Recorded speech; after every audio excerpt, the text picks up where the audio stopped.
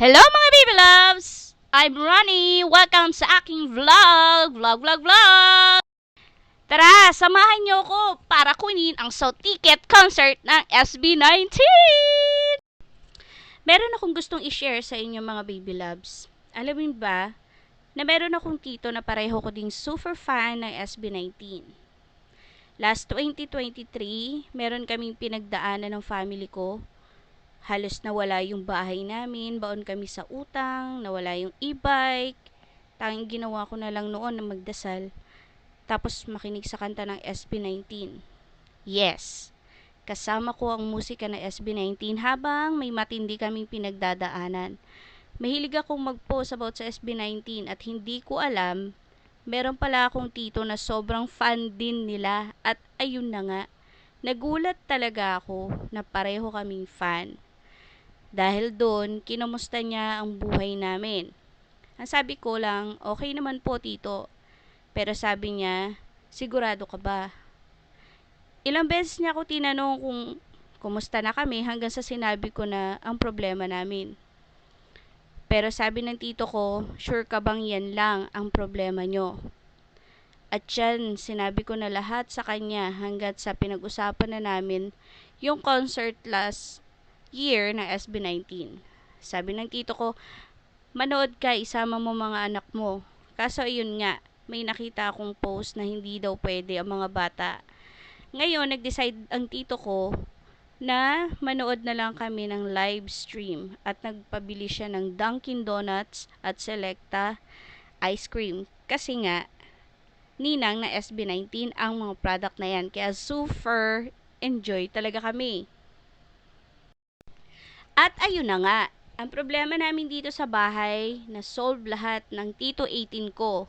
Kaya sobrang pasasalamat talaga namin sa kanya. Ngayon pinag-aaral niya yung mga bata sa private school. Buti na lang talaga, both fan kami ng SB19 kaya naging close kami lalo ng Tito 18 ko. Marami akong pinagpapasalamat sa itaas, lalo sa Lola Edith, sa Tita Amy, kay JJ, kay Tito Rene, kay Tito Bobby, sa lahat ng natulong nila sa amin. Lalong-lalo na talaga sa Tito 18 ko. Ngayon, ito, makakanood na ako ng concert ng live. Diyos ko, grabe talaga. Hindi ko akalain na darating yung time na ganito na mararanasan ko to. At, mga baby loves, alam nyo ba, hindi lang day 1, pati day 2, talagang makakanood ako. At alam nyo ba mga baby loves, nagbiro nga sa akin ng tito ko sabi niya, buti na lang, fan ka ng SB19. Kasi kung hindi, hindi tayo magiging close. Buti na lang talaga. Pero syempre, alam ko namang biro lang yan Tito 18 ko. Kasi alam nyo, mga baby love, si Tito 18 ko, matulungin talaga dyan. Lahat ng family namin, buong pamilya nila, at buong family namin sa, lahat kami tinulungan nila.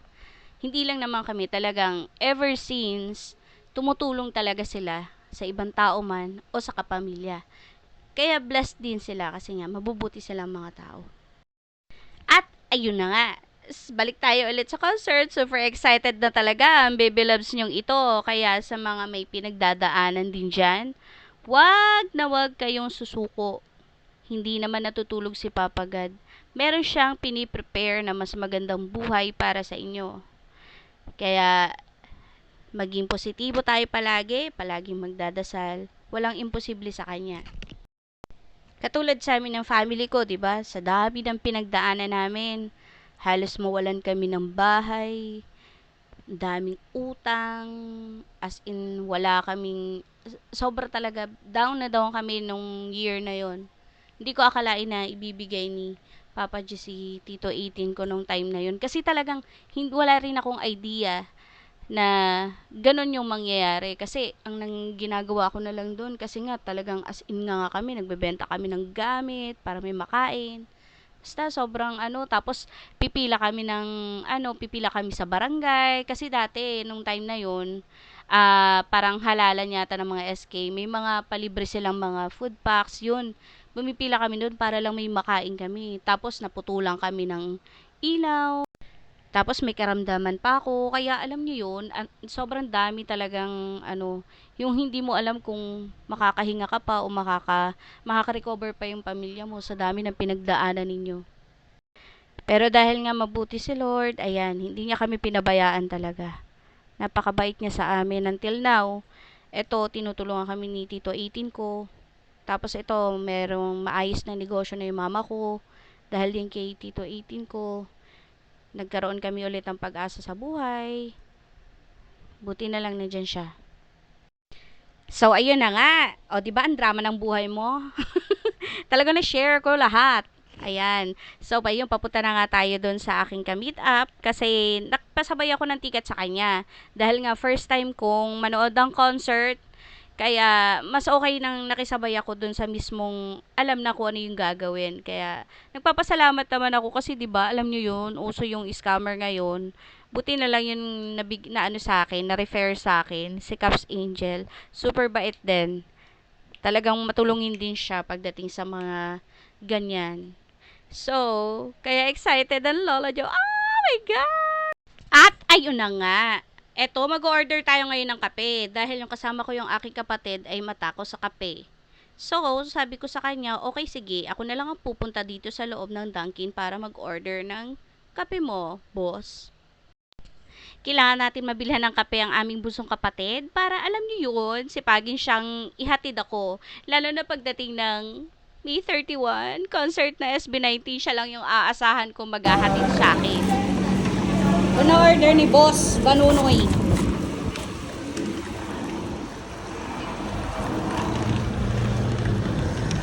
Ay, so good! Saan na yun?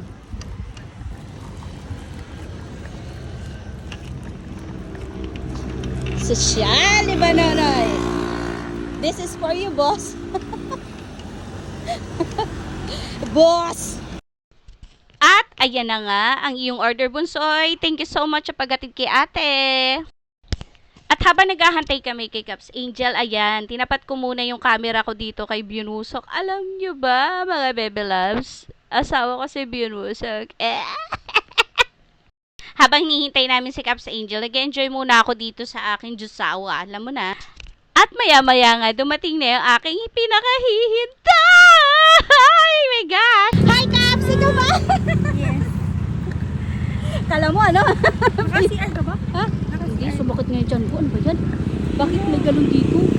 Bakit? Kasi Sumakit yung tiyan kakaano ko. mo. Sa asawa. Kakaano mo. Kapatid ko pala. Hello po. Uy, thank you so much. Oo nga ito.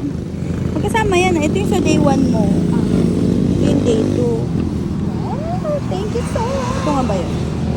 Baka mamaya mawala ako, siguraduhin mong nandun ako sa iyo ah. Oo nga. Ay, jowa ko. Hi, Jowa. Sana ano, Jowa? Jowa mo, ayun.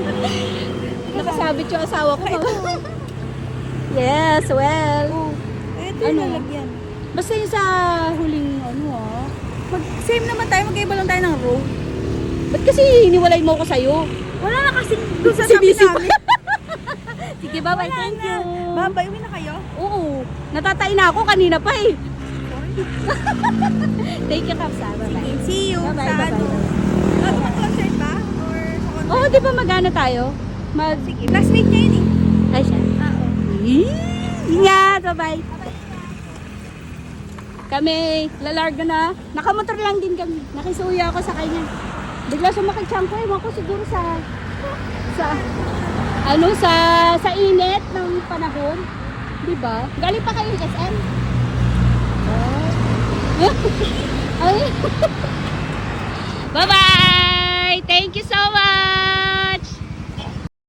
At ayun na nga, doon na nagtatapos ang aming meetups ni Caps Angel. Thank you so much, Cap Angel. Super bait niyan. First time ko yan nakita doon, pero feeling close kami parehas.